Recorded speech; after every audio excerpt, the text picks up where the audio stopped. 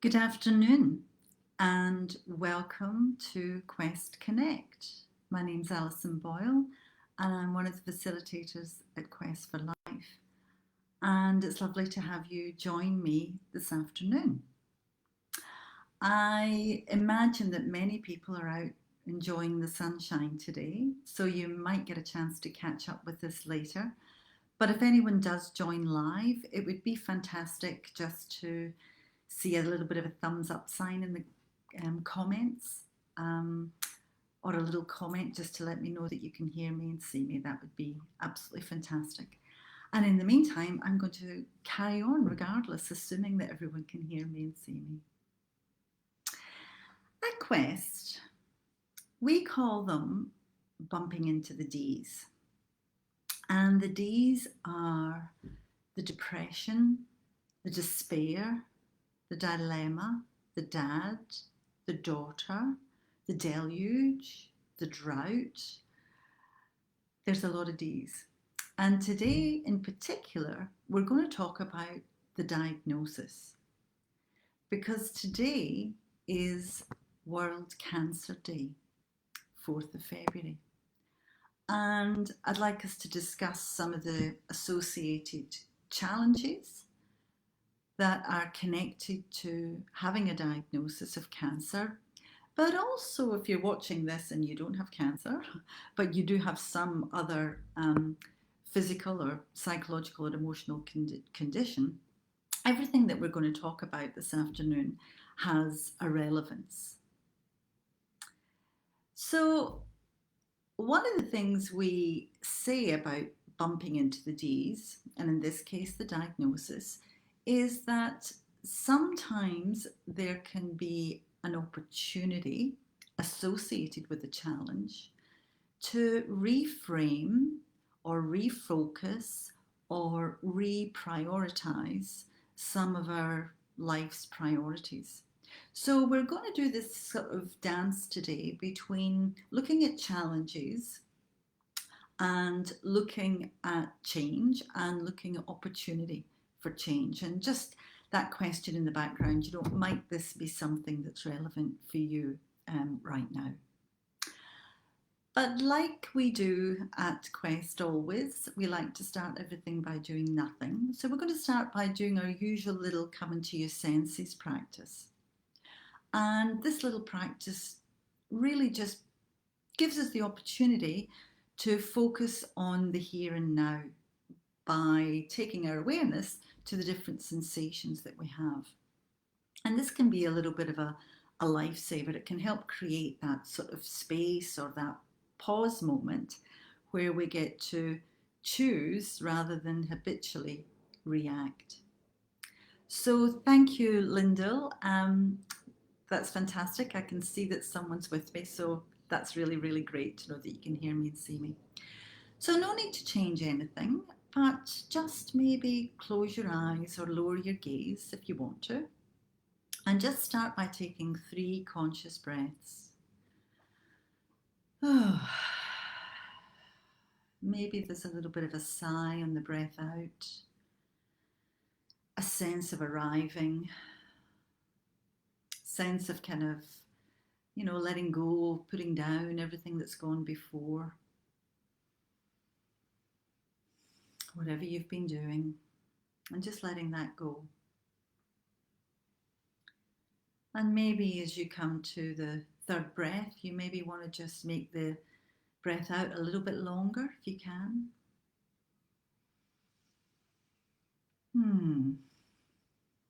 Just helping to activate the relaxation response by doing that. And just becoming aware of anything that you're touching, the support of the chair or the floor beneath you. Touch of your clothing against your skin and the temperature that helps to create.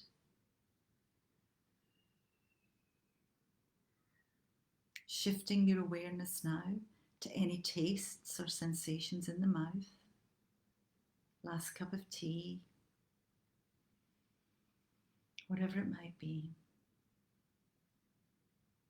Notice any aromas in the air if you've just cooked lunch or you've had coffee brewing. Is there still the remnants of the aroma?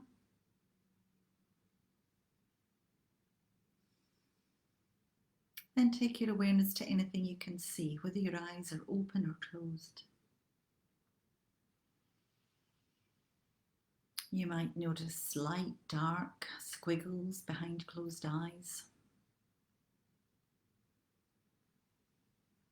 And as we do this practice, you notice that thoughts come. It's okay.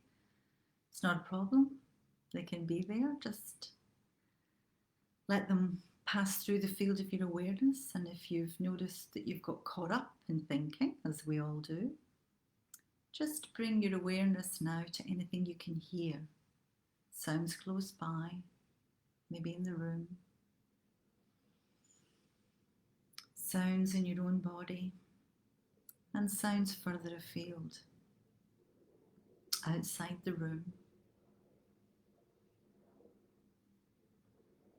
Sounds of nature.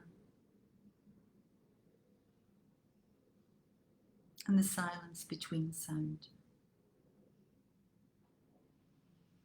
And then one final breath.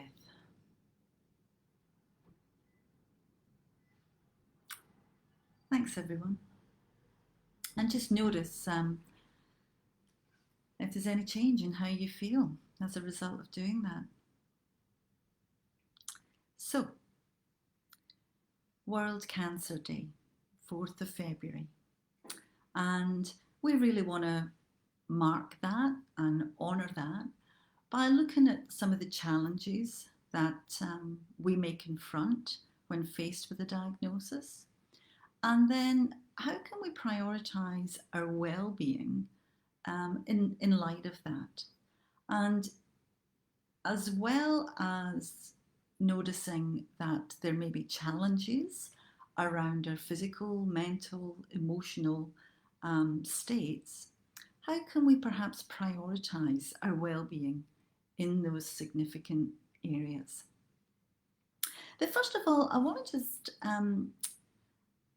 put out a few sort of facts about cancer, because some of you who may be viewing this may be trying to support someone who's got a cancer diagnosis, and sometimes having a few facts at your disposal can be of assistance. So we know that cancer is the second leading cause of death worldwide. And although about 10 million people die of cancer each year,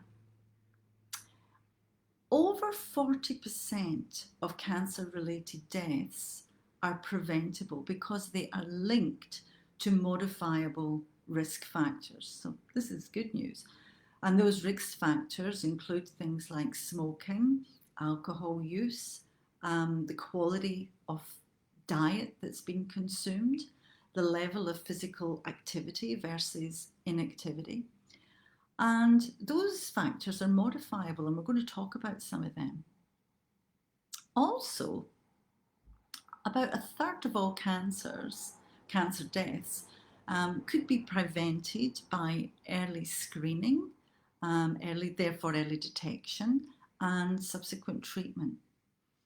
So that's the good news. My background a long time ago was in nursing, and I started general nursing in 1979. It is a long time ago.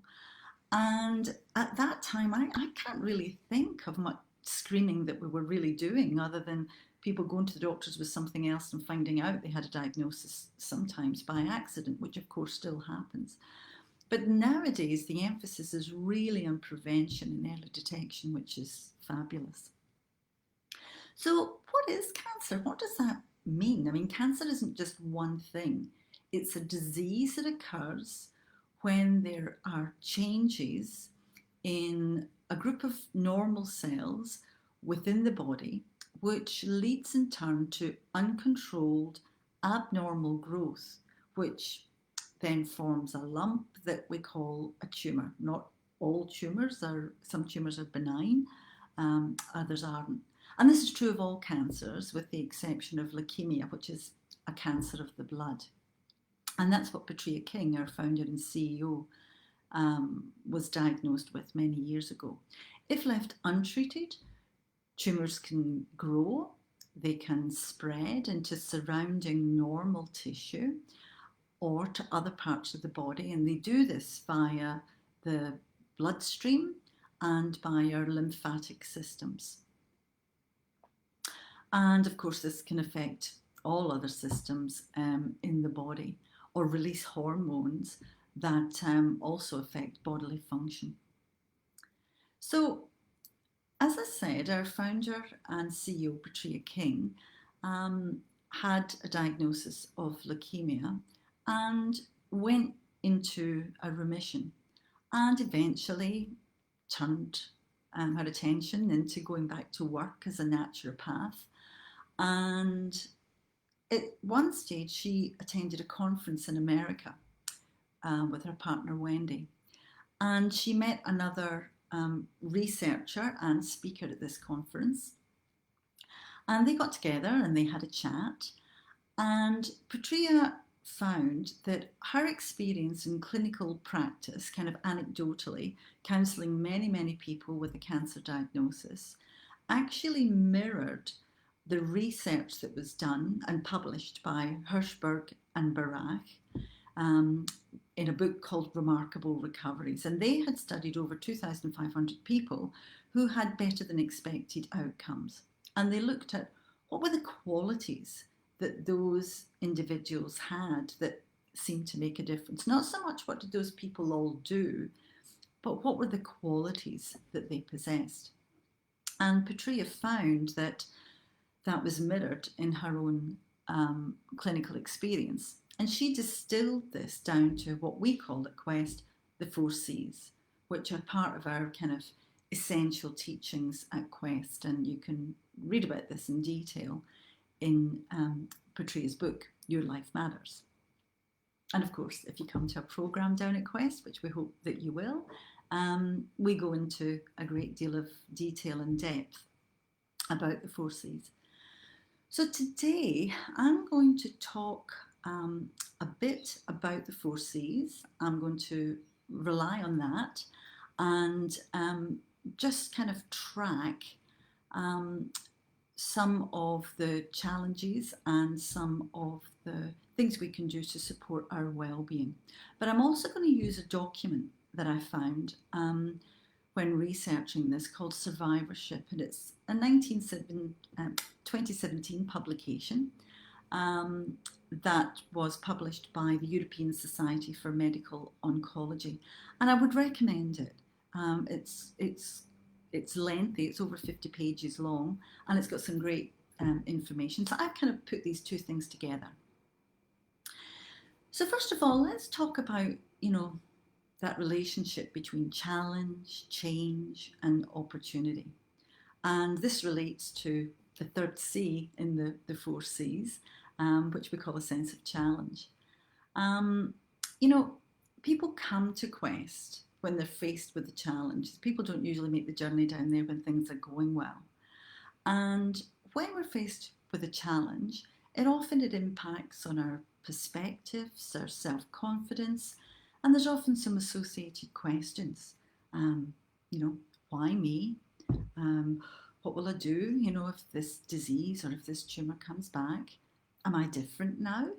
And these feelings often question or threaten our sense of confidence and often challenge our automatic beliefs and assumptions.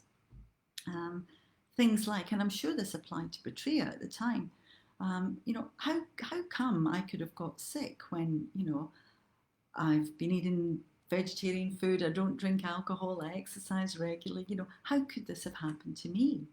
So it challenges some of the beliefs and perceptions we have. Also, for some people, the automatic belief or the automatic assumption is, well, of course it would be me. Why wouldn't it be me? Things always happen to me, and in some ways, maybe I deserve this. We call these at Quest, our second nature, our automatic kind of beliefs that we've never had the opportunity to challenge before. And they're second nature because they are beliefs that we have taken on often when we were growing up in our particular families, and messages we got when we were at school or within our peer groups. And we've just formed beliefs around this, often at a time when our little brains weren't mature enough to question it. And then we foist these beliefs onto the world. So when we talk about, does this diagnosis give me an opportunity, perhaps this is the first step, is to actually challenge some of the automatic assumptions that we've made about ourselves, and question, is this actually true? So to reevaluate, we often talk about our challenges not actually having any particular intrinsic meaning. It doesn't have any meaning that you got this particular diagnosis other than the meaning that you give it. And of course, that's a process. And that, again, is some people's motivation for coming to Quest, to quieten the mind, to slow down, to actually take on the enormity of what's happened. So reevaluating our beliefs, our priorities, our patterns, and assumptions. So maybe you even want to write down some questions that this brings up. I don't know, like, am I as close to my family as I would like to be? Does my job give me meaning, purpose? Is the work I do linked to my values? Have I fulfilled all my hopes and dreams? Patria said that when she was diagnosed, one of the first thoughts that she was assailed with is, but I haven't lived yet. So it may be things like, right, what's really important to me in life right now? How does it really serve me to meet the needs of others or to prioritise others before myself in light of this diagnosis? How's that working for me? So maybe you could spend a little time just reflecting on any of these questions that come up without in any way including judgment or giving yourself a hard time. Just write down these questions and see if you can then use them as a bit of a reflective process. Because is it not the case that, and we've heard this from many, many Quest participants, is it not the case that it's our challenges that break us open to explore parts of ourselves that we would never, ever willingly go to otherwise? It allows us to reevaluate what gives your life meaning, and are you living in a way that's aligned with your values? If not, why not? And is there opportunity to do something about that? Many people tell us that as a consequence of receiving a diagnosis and the learning that's taken place, they wouldn't wish this on anyone, and they definitely hope that a reoccurrence doesn't happen, but they really don't want to give away the learning that they've, or the meaning that they've made out of this. And many people find meaning in ways that they may not have thought of or considered before. They might find meaning through engaging with a counsellor. They might find meaning out of travelling, meeting new people, experiencing new cultures, broadening their horizons, or making new friends or acquaintances, also through hobbies such as yoga, music, meditation, painting. And many people eventually, not while they're still unwell, but many people eventually go on to do something to make the road a little bit easier for others. That's what Patria did. Patria set up her foundation in the Quest for Life Centre because when she was assailed with the difficult thoughts, feelings and emotions associated with her diagnosis and subsequent recovery, she didn't have anywhere to go to kind of make a sense of it all, take on the enormity of what had happened. And hence, the Quest for Life Centre emerged. Now, we're all not going to go out there and do the big stuff like that, but there's still a question there around, how do you make meaning out of this? For some people who'd never considered it before, it's around spirituality. It's about religion and looking for guidance and support in something that's faith-based. Whatever it is for you, this is where the opportunity may lie. But of course, there are challenges that arise in family and relationships as a result of having the diagnosis or going on the prolonged treatment process. You know, and let's just name some of them now. Some family or friends may have become a bit reserved or even a bit distant, perhaps due to their own fears about their own health, or probably really commonly being really unsure about how to talk to you about what's going on, about your illness, about how you're feeling, and they don't want to upset you. And many people who come to Quest tell us that that can be really disappointing when some people pull away, or when some people engage in ways that aren't helpful. And it's difficult because it's so subjective. I visited a friend yesterday, and she hasn't got a cancer diagnosis, but I visited a friend who's left in quite a compromised physical state. And this is somebody who was extraordinarily independent. And even as a background of, as a nurse, I found it really hard to know how to assist without making assumptions that she wanted my assistance, And I had to really concentrate on asking, can I move the pillow for you? Would that help? Do you want me to get X out the drawer? Wherever it might be. So some people can be really uncertain how to kind of navigate, that territory. And as I say, I find that a challenge because having a background in nursing, and I went into nursing when I was really young, so I think it has become that kind of second nature that you just dive in there and help people. And to learn, actually, that, it's polite to ask, these assumptions that we make. So family, friends may be a little bit uncertain, they may be a little bit clumsy, most of them are well intended and may just be getting it wrong, or they may not be just emotionally available or skilled enough to be able to meet your particular needs. And that's a challenge. But often we find that other people come into your life that maybe you didn't even really know all that well, who just kind of get it, or get you.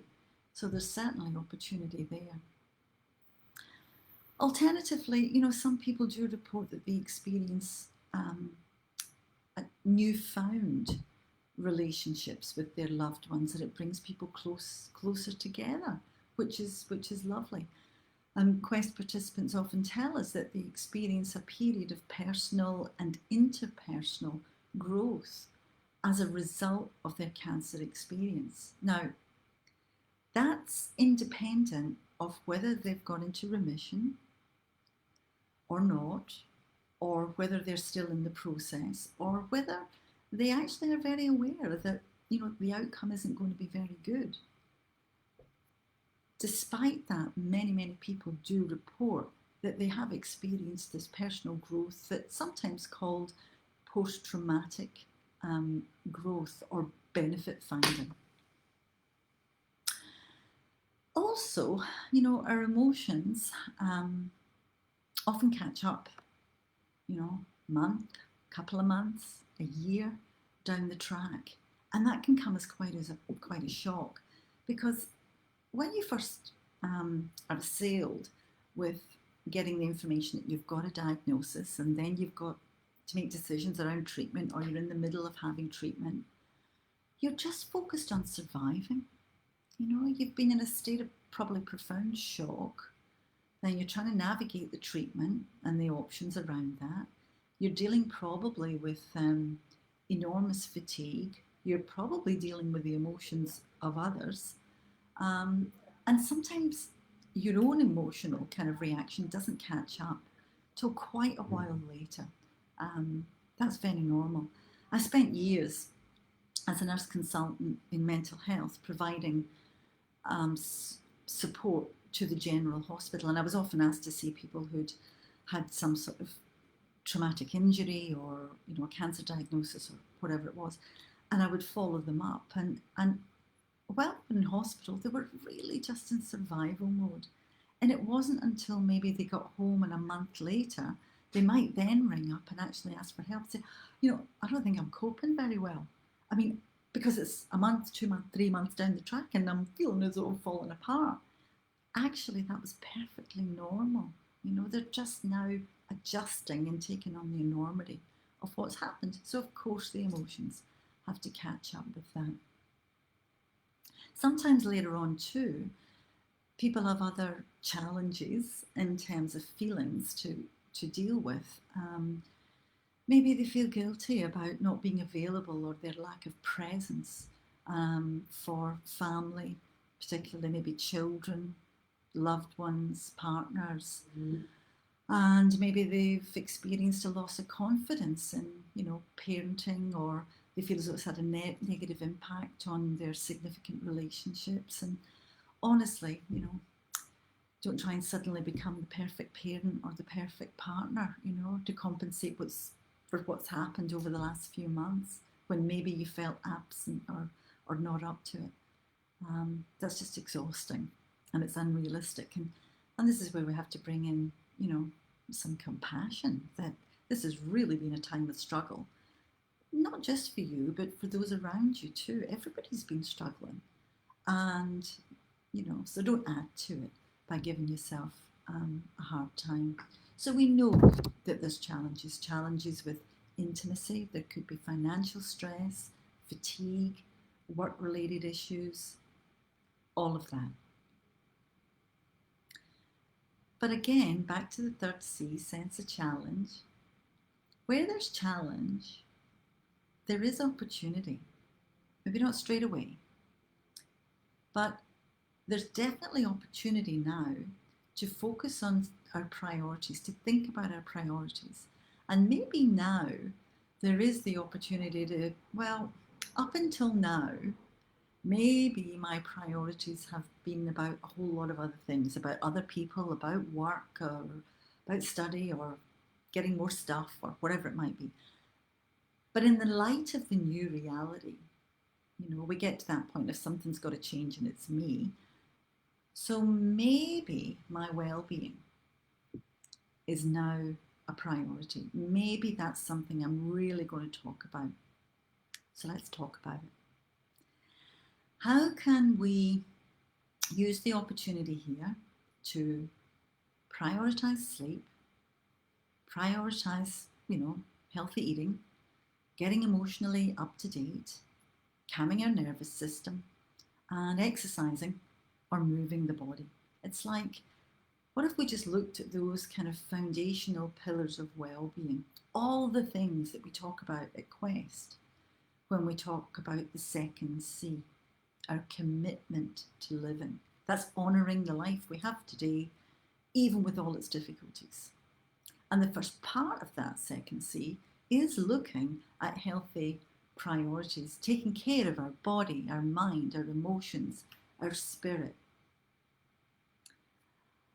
So let's talk first of all about, in the literature, it always talks about exercise.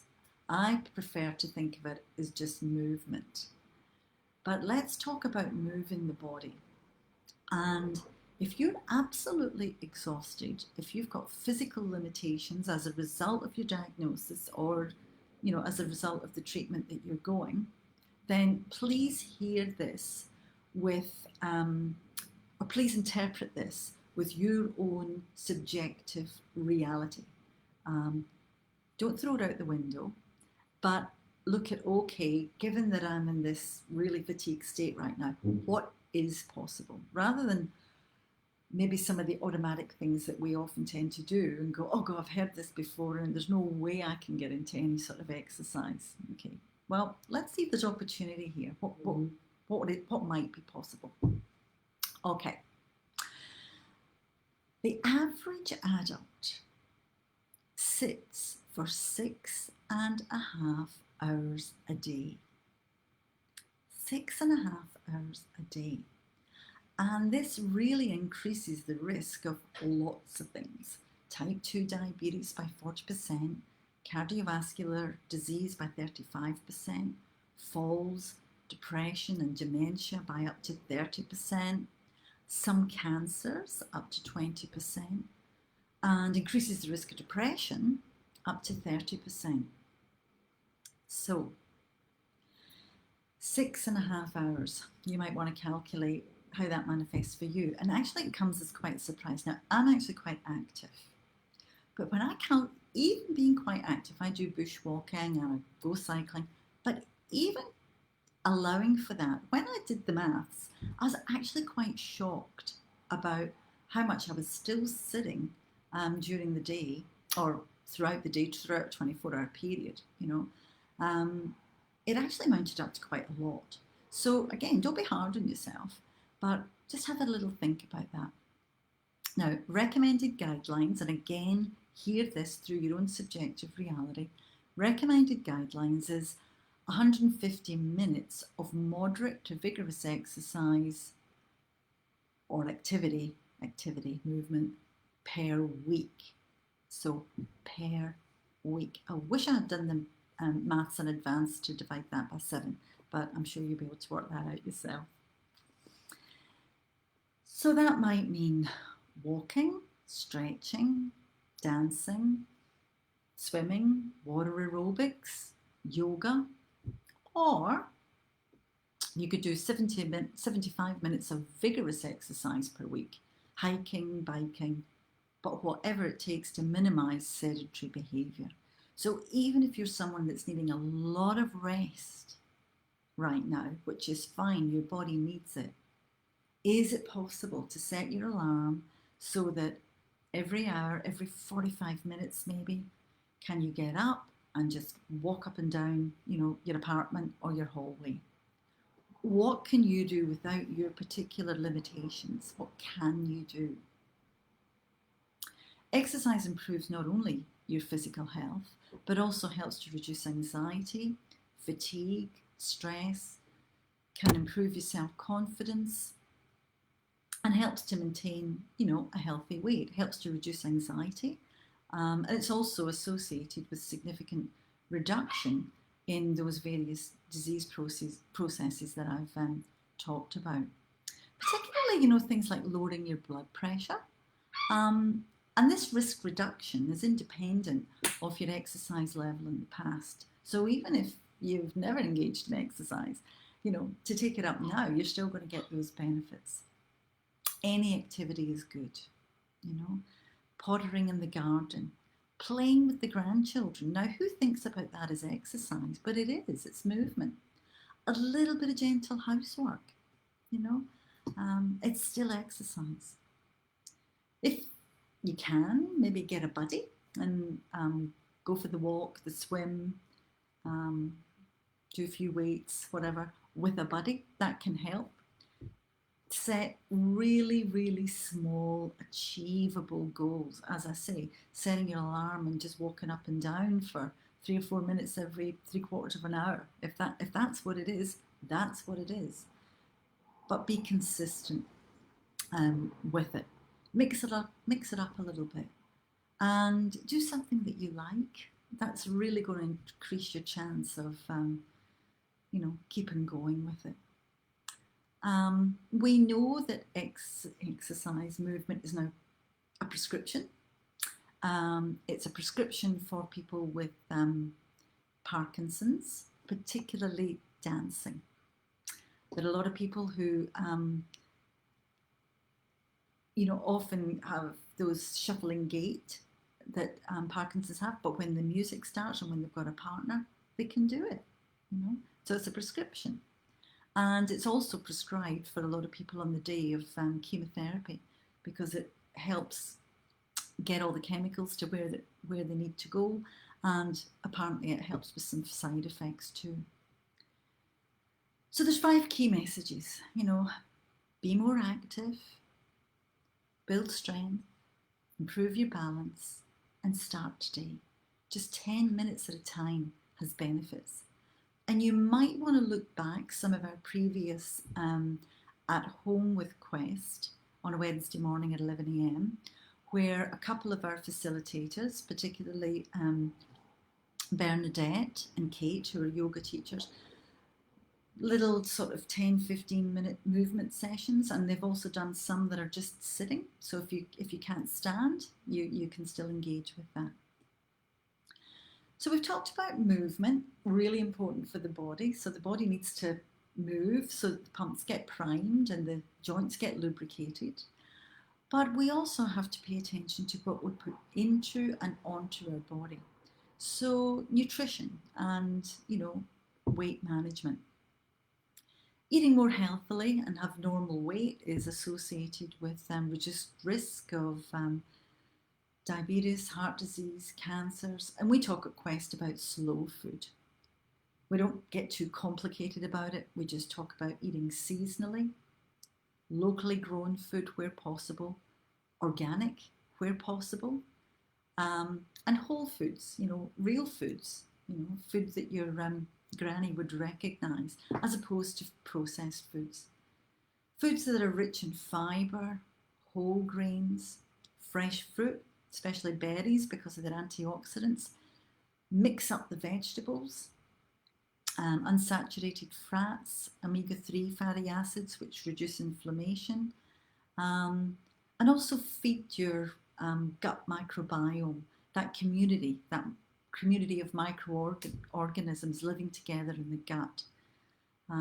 Because our microbiome, the gut produces, more serotonin than the brain does. It's a neurotransmitter that regulates sleep, appetite, and mood.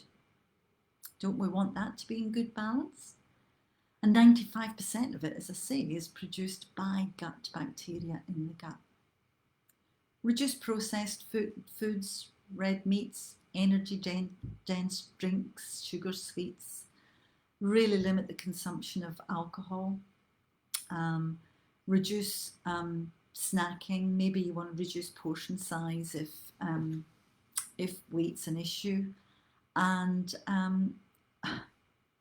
also, when you're having treatment, and some of the treatment may make you feel nauseated, some of your treatment and also the condition itself may have contributed to you losing a lot of weight rather than gaining it. So think there about nutritious vegetable-based juices, and there's lots of recipes for them on the Quest for Life website. It's a good way of getting nutrition in quite quickly. Then, of course, there's the bigger term of just looking at stress management.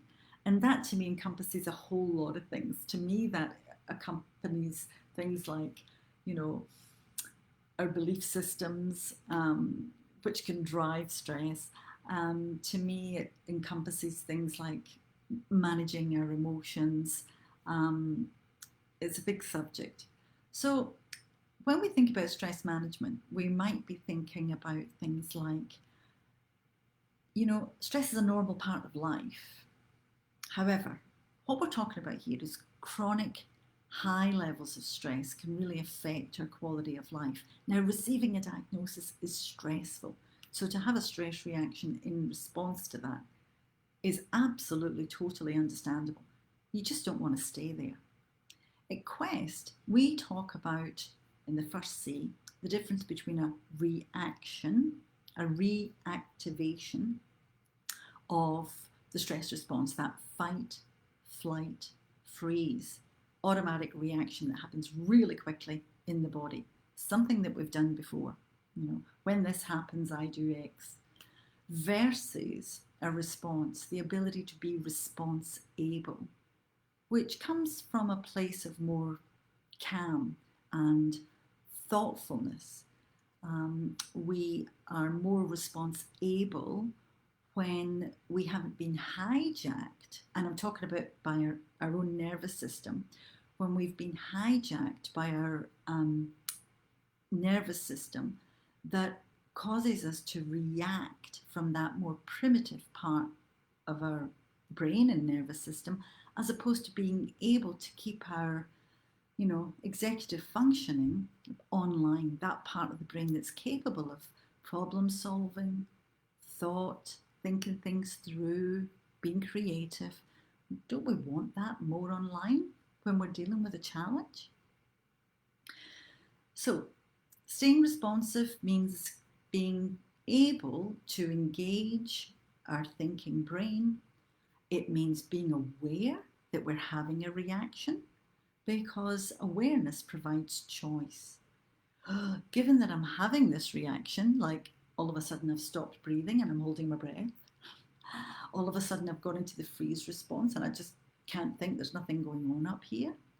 What do I need right now?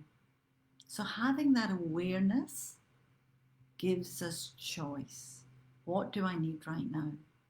And the choice might be, I don't know what I need, but I'm going to do what I know helps. They've told me at Quest that breathing helps. So I'm going to take 3 conscious breaths with an emphasis on the breath out. Do it now. Do 1 breath.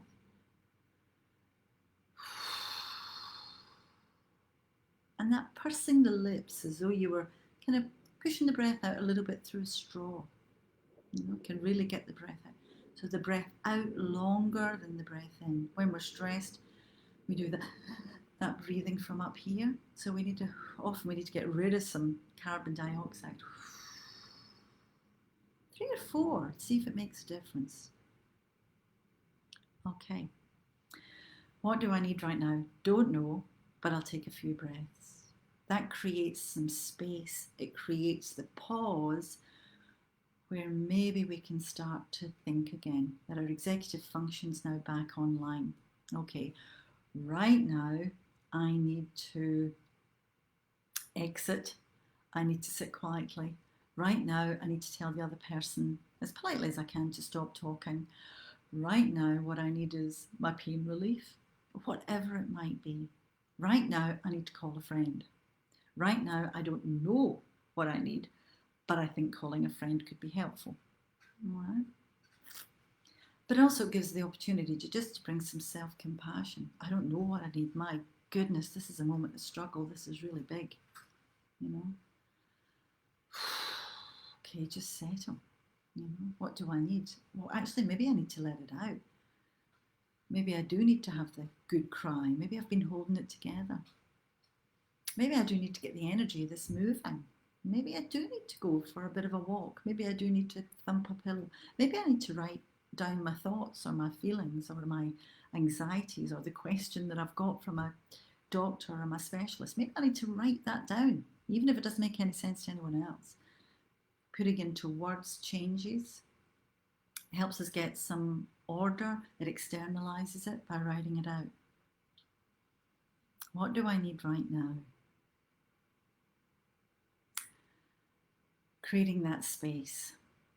So, some other ways to reduce stress generally is engage in a relaxation practice or a coming to your senses practice regularly throughout the day, so that when we do need to use it, our nervous system isn't going, what's this? What's she doing? There's no way this is going to work. It's like, oh, I know where she's going with this. You know, he or she has done this before today. So those regular little breaks throughout the day. You know, sitting having a cup of tea, taking 3 conscious breaths, waiting for the kettle to boil, coming to the senses, you know, incorporate it into what you're doing anyway. So engaging in relaxation, seeking support is another way to reduce stress. Seeking support from friends and family, those who you feel you can be with authentically, not the people you spend time with that are kind of energy vampires, but those people who kind of really get you. Interestingly, Australian researcher Hugh Mackay talks about social connectedness being a pathway to well-being and happiness. And at Quest, we talk about sense of connection, which is the 4th C. We talk about that in terms of connecting in 3 ways. Connecting with yourself. You know, can we be by ourselves, or do we use that time to distract ourselves? Is it uncomfortable? Can we be by ourselves and quieten the mind on a daily basis by doing a practice, a relaxation, a meditation?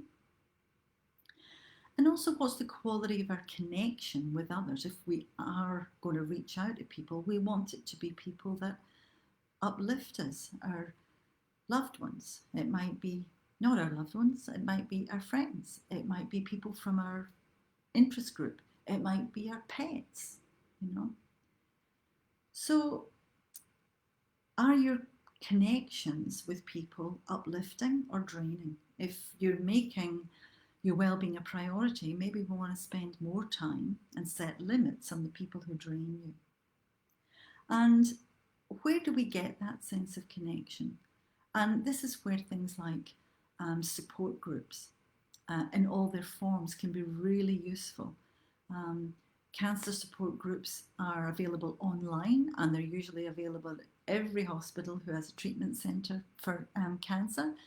Sometimes they're facilitated by a psychologist, and sometimes a psychologist and a nurse specialist as well. And that can be really useful. But sometimes there's just peer support groups where you can engage online or in forums to look at how other people may have managed some of the challenges that you're facing right now.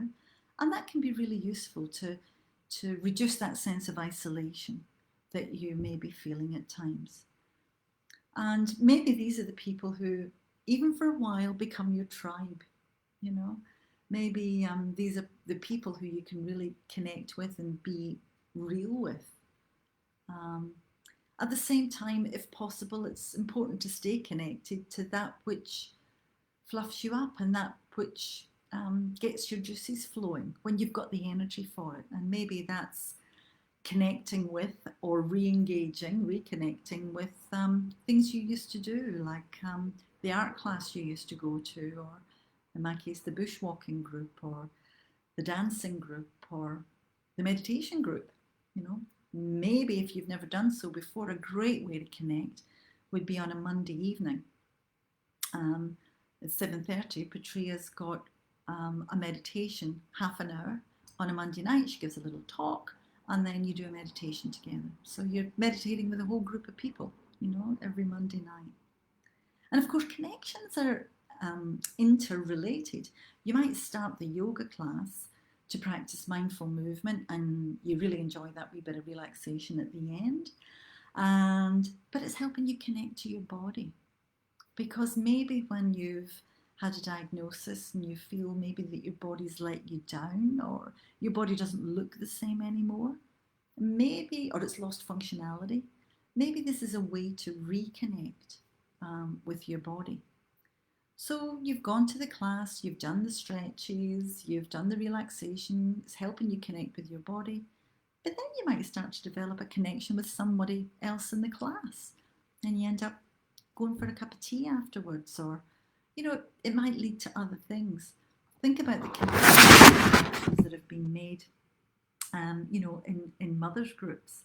You know, people still have their 20, 30, 40-year-old reunion, because at that time they say, that group of people really, really saved my life, right? And I think start noticing opportunities for connection. And as I'm talking, I'm really aware that many of the things that I'm talking about in relation to well-being, your ability to engage with it really depends on where you're at, you know, and that if you're in the very beginnings of just receiving a diagnosis, you might still be in that state of shock, and it's not possible for you to take a lot of this information on. That's fine. It's okay. You can come back to it. It may be that you're really exhausted and you have to dial back some of these things that I'm talking about. But even if it is early in your diagnosis, this is the opportunity to set up these patterns of well-being, even if you can only engage with it in a really small way. And then one of the, you know, major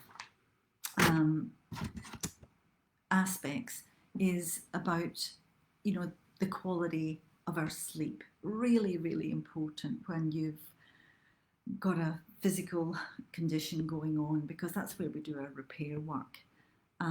Many of us don't get enough sleep, and the results of which is that our cognitive capacity can decline, and our ability to problem solve just isn't what it could be.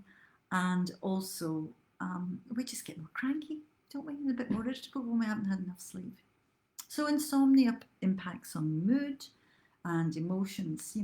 Anxiety and sleep deprivation can be self reinforcing.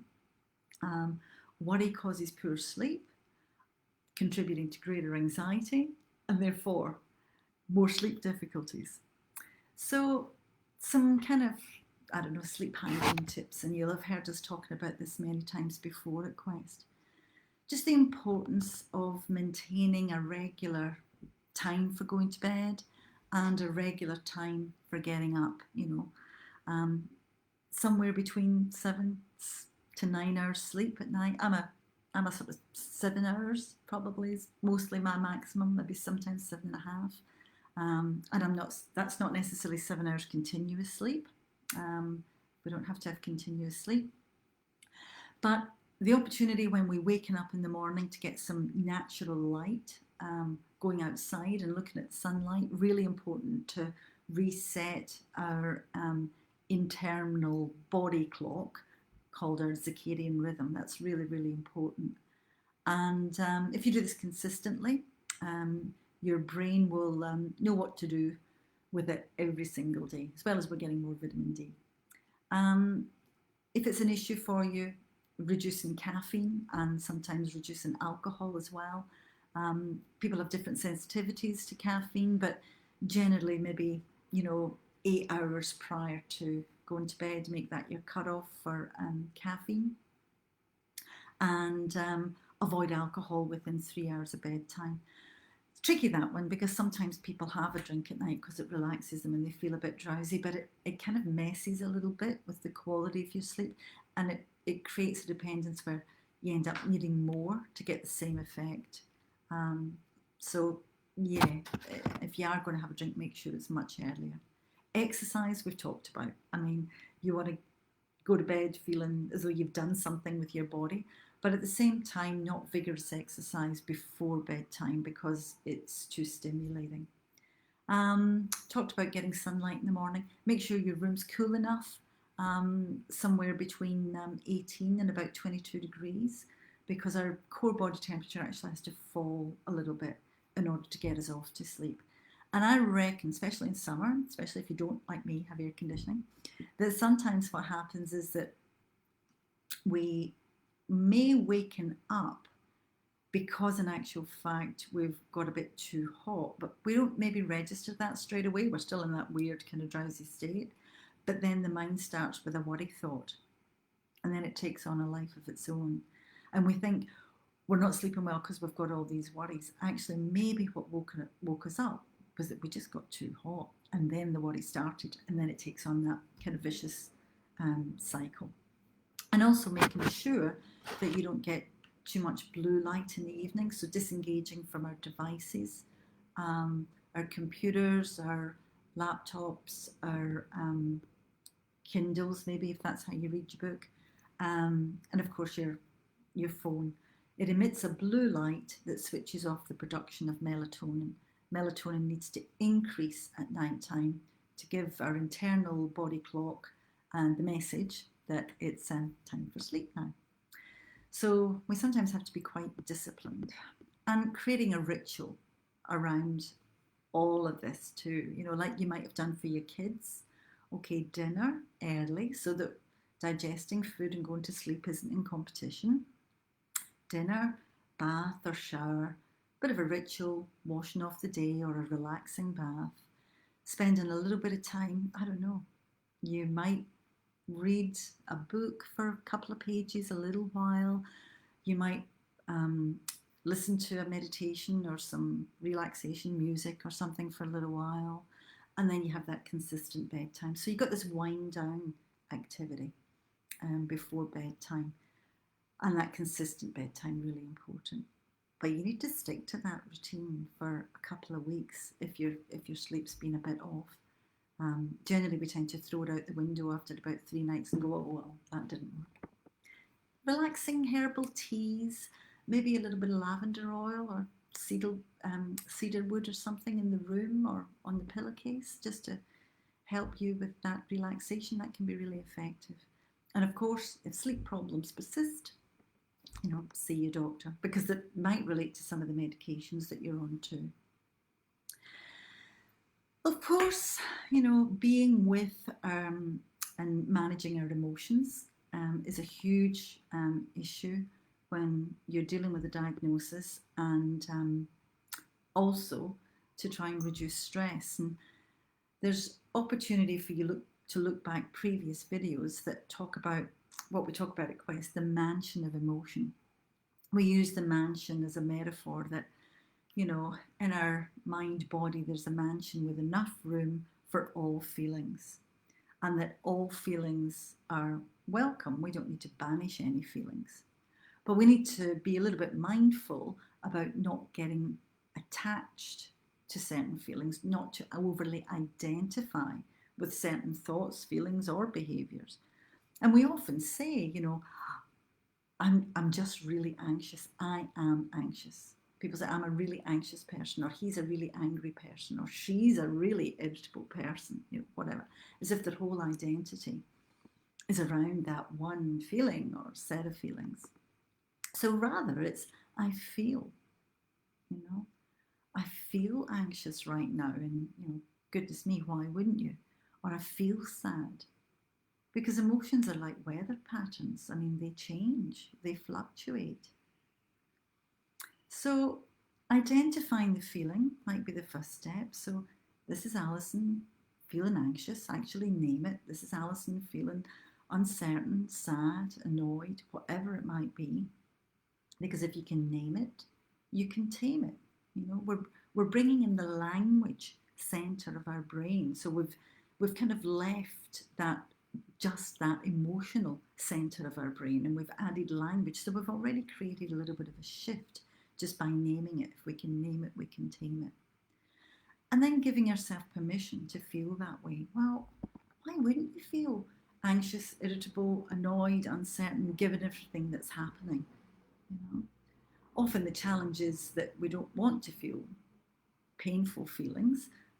We don't know what to do with them, and we want to push them away. But what we resist persists. I mean, we might be able to push it away or distract ourselves in some way, but the feeling hasn't gone away. It just pops back up, sometime in the supermarket.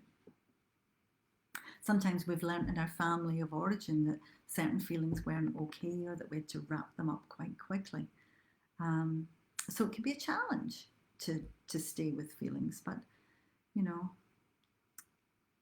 the quickest way is through, rather than trying to avoid.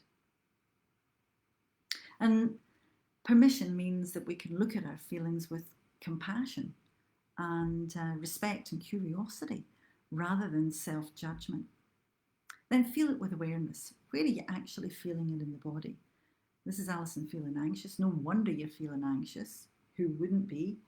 And it's okay. And where do you feel it in the body? Get in touch with the body, the heart rate, the shoulders have come up, got muscle tension. Yep, this is what feeling anxious feels like for me.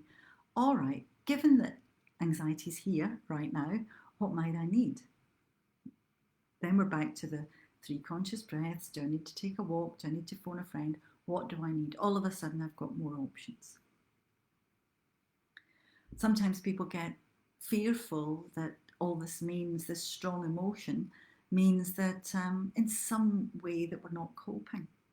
But actually, attending to ourselves with awareness and allowing these feelings to be present for a period of time. We don't have to get stuck in a particular room, but allowing them just to be present is coping. That's attending to ourselves with awareness.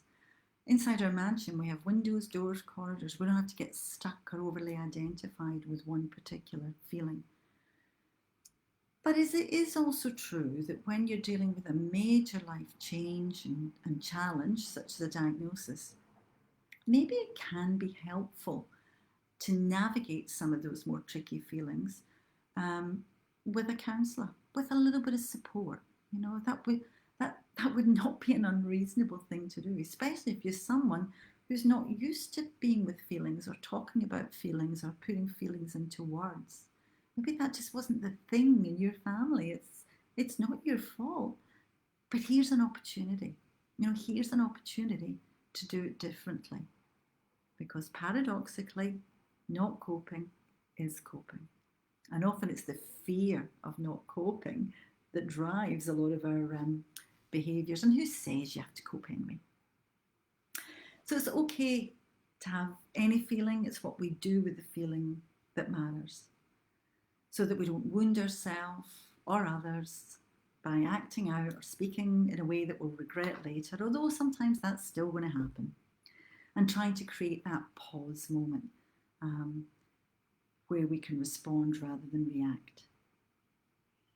And sometimes, just to finish, how do we then communicate some of what we're feeling with others? And you may know that we have this lovely little formula: I notice, I imagine, I feel. So once you've done the work and worked out what it is you're feeling and what you may need from another person, write it down, play with it, rehearse it in the mirror. And it might be, you go to your specialist and you say, look, I notice that when we have an appointment with each other and I start to ask you questions about alternative therapies, or I try and ask you questions about what the next stage of treatment might be, you tell me we're not there yet, or you tell me, that, we'll deal with that next time, or you tell me that you don't believe natural therapies work, or whatever.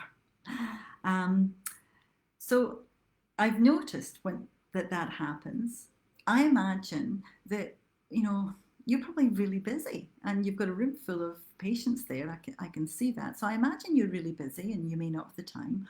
Or I imagine that maybe you don't know very much about natural therapies, and that's okay.